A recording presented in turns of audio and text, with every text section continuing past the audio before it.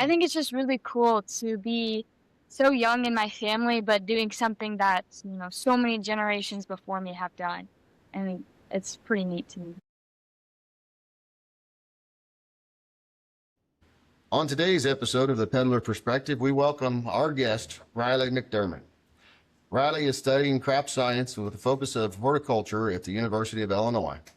She is also the founder of Tilled the Table, a business she started at just 15, growing, selling, and turning her own products into homemade goods. From FFA project to becoming the 2024 National FFA Vegetation Production winner, Riley's journey is incredible. She's also serving as the Miss Monroe County Fair Queen, and she is promoting the next generation along the way. Welcome, Riley, to our podcast. Thank you so much for having me. Okay, I have to shout out the Tilled the Table because yum. The tomato soup was absolutely fantastic. I think it's hard to get sometimes. I'm not sure, because it seems like they were flying off the shelves when I was there. Yeah, it is definitely one of my most popular items, especially during winter, whenever, you want to warm up some tomato soup with a grilled cheese. It's so good. Grilled cheese. So yes, so we personally use Tilled the Table food. So my wife can attest to that, and I love my wife's cooking. There's a lot of good stuff, though. I mean, a lot of good stuff. So anyway, and you're still doing this in college. You're still doing Tilled the Table. Yeah, I am going home most weekends to either plant stuff in the garden or catch up on canning so that, when farmers market season finally rolls around, I'll be ready. So just did some cowboy candy the other weekend, which is candied jalapeno slices. Pretty good on like a burger or a pizza. But then pretty soon I'm going to be planting some tomato plants. But, yeah. So that is actually Waterloo, Illinois. April 25th is the first day, if I'm not mistaken, for the first farmers market. So let's go a little bit of background. I mean, I say it's one of those things that, you did it at 15, but I guess it was something at 10, right? I mean, how's this all work? Where does drive come from? Yeah, so I grew up on my family's farm where gardening and canning has always been a tradition. The garden that I have now has been in the same spot for over 50 years. So there's definitely some family history there that makes me proud to carry it on. And so obviously when I was younger, I would help my parents with the garden, help out with canning however I could. And then whenever I was a freshman in high school and I joined FFA, that's when I needed a record book or an SAE. So I decided to go with vegetable production. And then it just kind of went on from there. I kept building. I figured I could sell my stuff. And then eventually I joined the Monroe County Farmers Market and just kind of skyrocketed from there. And, if you would have told me 3 years ago I'd be here, I wouldn't have believed you because I would spend probably 5 hours sitting out by the highway waiting for maybe 5 people to stop by. And now on a farmers market weekend, I see close to 100 people. So I think it's pretty cool to see how far I've gone and how much I've grown in such a short amount of time. Sure. That's for sure. Amazing. There's been a lot of growth in there. So how did you, for me, curiosity, how do you legally be able to sell your canned goods? What do you got to do? So you have to be food handler certified and have a Cottage Food Act license. And I have both of those. The first one is to go through the training on how to make the canned goods, showing you all the preparation, the sanitation, the cleaning, the safety, all the steps behind the process. And then the Cottage Food Act license allows you to sell your canned goods in a uninspected home kitchen. And you basically just kind of have to be honest with your customers, like, hey, this was produced in my home kitchen. It hasn't been inspected, but I have the training and I have the knowledge to produce this safely for consumption. And so having those two licenses allows me to be credible when selling my canned goods to my customers. Interesting. Thank you for educating me there, because I was one of those questions that I had, because it's one of those things that is definitely on how people can go forward.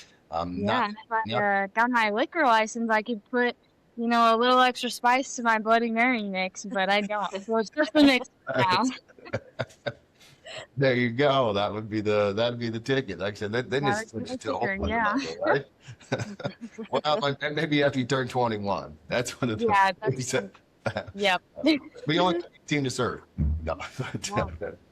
so yeah. So basically, that's one of those things, and like I say, and we pass by Riley's garden on a regular basis. So Riley is actually lives out in the same neighborhood that we were at, in Monroe County, Southern Illinois. And this is one of those things that the community does definitely support the farmers market. It supports the entrepreneurship, and that's a beautiful thing that we have on that. So, but so basically, like I say, so let's just, if you don't mind, let's ramble off some of the things that you actually produce. Yeah, so in terms of vegetables, my biggest producer are tomatoes, peppers, and onions. I grow around 200 tomato plants, 200 pepper plants, and I usually plant around 1,500 onions. And so those are the big producers that I both sell and use in my canning production. And so a lot of planning goes on in January and February of what I want to order, how many plants I want to have. Kind of have to guess, am I going to have too many tomatoes and they're going to go bad? Or am I not going to have enough and not be able to sell some or make enough canned goods? And so lots of planning goes into that. But I also grow snap peas, beans, strawberries are going in the garden now, broccoli, lettuce, garlic, zucchini, cucumbers. I'm sure there's something I'm forgetting. Kohlrabi. So there's lots going on in the garden, and they're all at different stages. But during the peak of the summer, I'm usually out in the garden around 6 hours, and so it takes a while to go through everything, harvest it, make sure that I'm doing it properly. I don't want to go ripping things in there that would ruin the tomato plants or something. But then usually what I do is I bring it inside so it can cool down, and then I go ahead and make some of my canned goods with some of the tomatoes that may not look as good or may not sell at the farmer's market. And in terms of canned goods, I have tomato soup, salsa, V8 mix, Bloody Mary mix, pepper jelly, carrot cake jam is a really popular item, Thai chili sauce, Here came Janice, yes. dill pickles, pickled kohlrabi, bread and butter pickles, cowboy candy, and the list goes on. So Are these all family recipes, or most did you? of them are family recipes. The carrot cake jam is a new one that I found on Pinterest, so not all of them are family recipes, but most of them have also been passed down. And so I think it's just really cool to be so young in my family, but doing something that so many generations before me have done, and it's pretty neat to me. So FFA being a big part of pulling that forward. Yes. When you won the 2024 National Yeah. FFA Vegetable Production Award, Yes. what was that like? I just standing on that stage, being a top 4 finalist was mind blowing to me. Standing on the stage, seeing so many FFA members like in front of me and knowing like all the hard work over the past few years has gone towards this exact moment just meant so much to me. And then to hear my name called as the national winner, it didn't feel real. Someone had to push me forward. I was like, is that my name? Like, I did not expect it at all. And I honestly think that the best part about winning that national award and being from Waterloo is that I am the second person to be a national winner with my SAE, and the first person from Waterloo to win their national winner with their record book was my dad. So it's that family connection for me that we are the only 2 people from Waterloo to have won that national title. And I think that means more than the title itself. Is just having that family connection from something that was already family tradition oriented. Very cool. Yeah. I tell everybody that, and my dad doesn't like it because he thinks I'm stealing my thunder, but I love it. Oh, but that's yeah. It'd be interesting how many other in the United States, how many other parent children have actually done that. one of those things you'll have to look up sometime. You may Yeah. actually know it, but I love how you go back to your roots. I think that's huge, as far as driving you, you look back Yes. and to look And forward. it's definitely a big reminder being up in Champaign, I take these, ag communications classes, and I have peers who are giving a speech about beef cows, but everything they're saying is actually about dairy cows. And it's so interesting to me that someone can be in an agriculture major and still not understand like all the logistics of it. And I think that's what also really drives me to be passionate about advocating for agriculture, is to help those who don't understand just because they've never learned it. It's not their fault. They don't know the difference. It's because nobody taught them. And so that's definitely something that I'm passionate about, is being a young woman, even in agriculture, wanting to help others understand it better. yes, So FFA and running your business, I mean, did that help with your success getting Miss Monroe County? It 100% did. That is my big tie to agriculture, is my business and my journey through FFA. And that's all what a county fair is about, is, bringing everyone together around community and agriculture. And even if you don't live on a farm, you can still be a part of the agriculture tradition that we have in Monroe County. And I definitely think that being able to connect pageantry and womanhood with agriculture is a even bigger step in my goal of advocating for an industry, because it is a male dominated field, but I want to work towards making it to where we're just people in agriculture, where it's not special to have a woman in a leadership role in agriculture, because at the end of the day, we're all humans and we all love agriculture. And I think that's what's really important to me, and what I've kept in mind as I wear the crown. I'm not only representing myself, but my county and an industry that I love. We do have an awesome county fair. Yes. And it is the agriculture part of it. It's just amazing that you can come out. The community comes together. Number one is huge Yes. in Waterloo, the way everybody steps up to make it happen, right? Yes. But Mhm. the agriculture and watching the kids learn that early on in the barns and on the things. I just love watching the 4-H and the FFA jump in and help the younger people. You see it all over It when you're at the really fair. is special. Yeah. It is. Absolutely. even whenever they have the buses of the preschool kids that they bring out during the day to walk Yes. the barns and see. I have been a part of giving the younger kids a tour of the fairgrounds, and it can be kind of challenging to like get them out of the pig pen or off the tractors, but like, Tractors okay, more difficult, I'm sure. yes, like let's move along. But I also think it's cool that they are so interested to be there and they're excited, and even when there isn't much happening during the day, they like still are super excited to see everything that's going on. So I think that's pretty cool too. Yeah. So whenever we're talking about, since we were in on the Queen there, I mean, is that something that that you just decided you were going to do one day, or was it something that was thought out, or it was like, okay, run It us was through that definitely process? a spur of the moment, like, sure, I'll do it. Whenever I was younger, I always wanted to run for Little Miss, and my mom did not think that was the best idea. And so it kind of flipped. I was kind of like, do I really want to run for Fair Queen? And my mom was like, you should do it. Like, come on, Riley. Like, so I did it. And, I was like, you know what? This is just going to be another fun experience I can add to my resume if nothing comes of it. But something did come of it, and it's been one of the best things that has happened to me.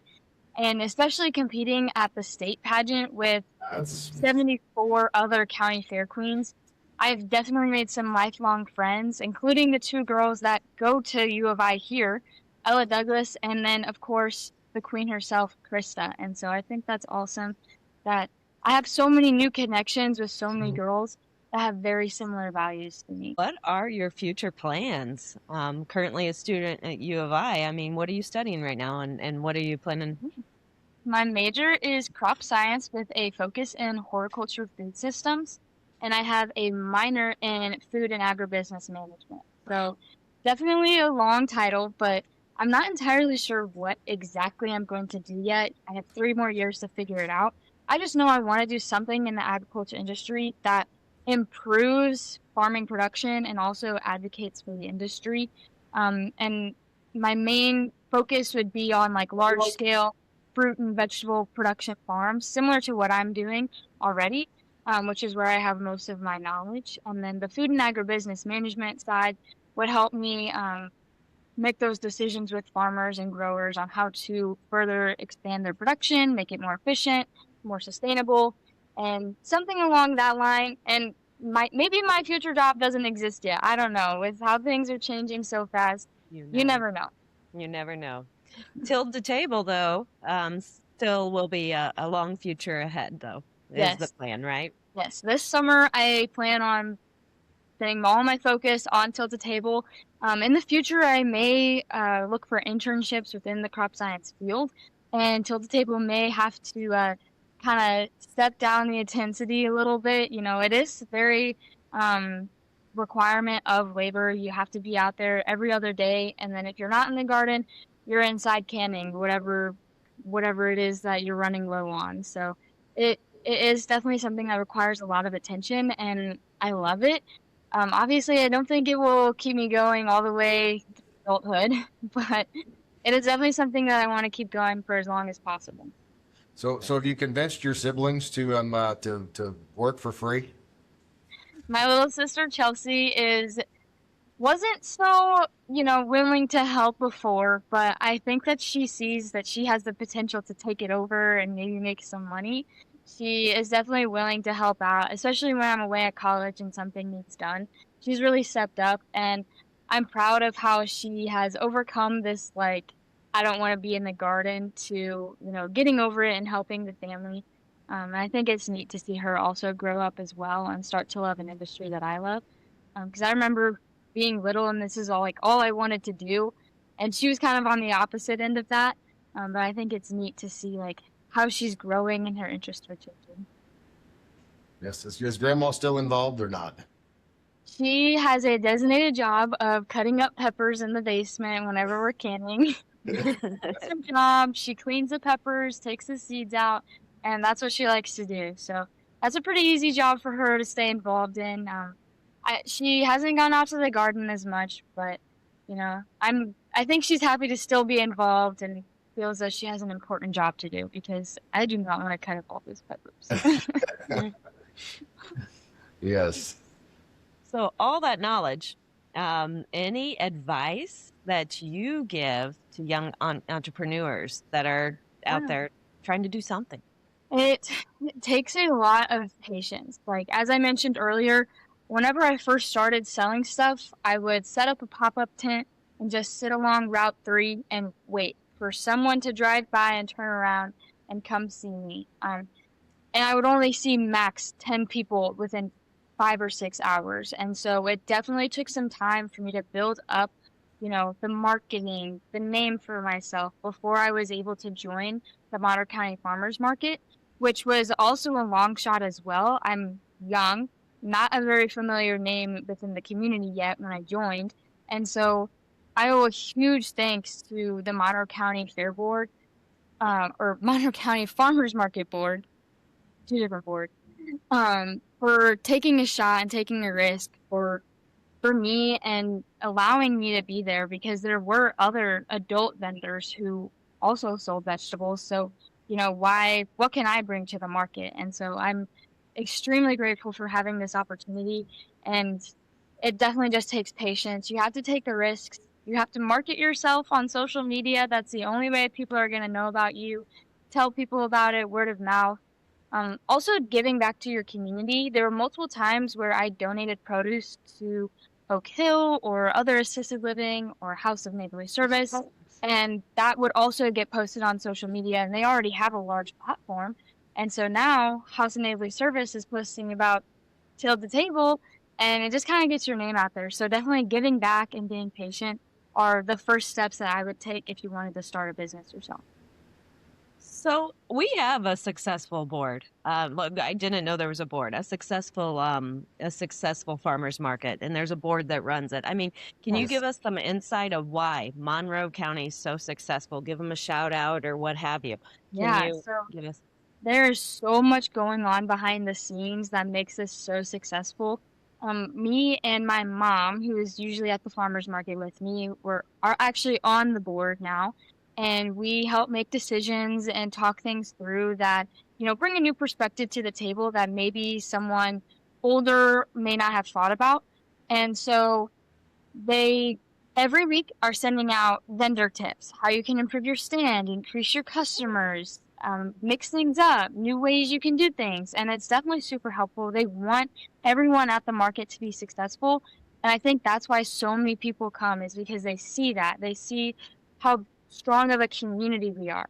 Everyone helps each other set up and take down. Nobody leaves until the farmer's market is over, whether you've sold out or not. And so it's just so special to have that community of so many other people supporting you and giving you feedback and, hints and tricks and tips that will make you more successful. And that's definitely something that has helped a lot. I had no idea, but I do know that it's amazing to see it grow from the little parking. It was decent. Little parking lot moved over and it's gotten bigger and bigger and it's great. We gotta get new applications every season, and so it's very interesting to see, what people may be selling, and it's kind of cool to expand the market and see, like, oh, I never would have thought of that being a stand at the farmers market. Like, it's just really neat to see how big our community is getting and growing. And they even offer just some educational things too, so they don't actually have to be selling something that the farmer market Exactly. will allow some of that. Yeah, they have like talks and demos for little kids or entertainment there as well. They have music, and I have done a demo myself over how to can. And so I stepped away from my stand for a few moments, and I was actually able to teach around 20 people, the steps of processing canned goods. And so I think that's also neat. It was free. They didn't have to pay anything, and I walked them through the steps. And I had people come up to my stand afterwards and actually buy some of my canned goods and said, you did such a good job. I'll buy your tomato soup. Like, and so it is really neat to see the community there. So are you on the calendar to do that demo again? Does anybody need to know what day to be there to learn from you? Not yet, but I do plan on doing another demo or two, maybe about starting seeds indoors or maybe more like vegetable plant oriented. But definitely another canning demo could be coming to the farmers market in the future. So if it is going to happen, it'll be on Riley's Tilt the Table Facebook page or the Monroe County Facebook page. So those are the two places you can look to find out more about me and the other vendors. Awesome. Awesome. Well, thank you. Yes. Yeah. Well, we appreciate you coming on. Like I say, we appreciate your knowledge, and we absolutely appreciate you motivating other young people in the agricultural industry.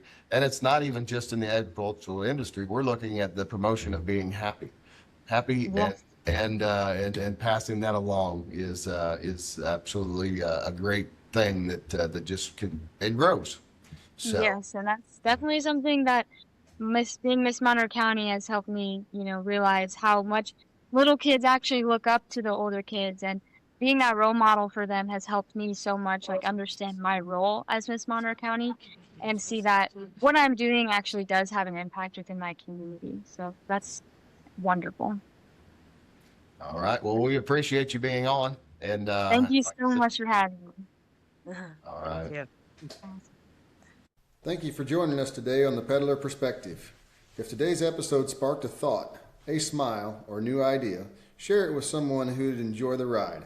Until next time, we'll be here, working the land, serving our clients, and bringing you more stories worth hearing.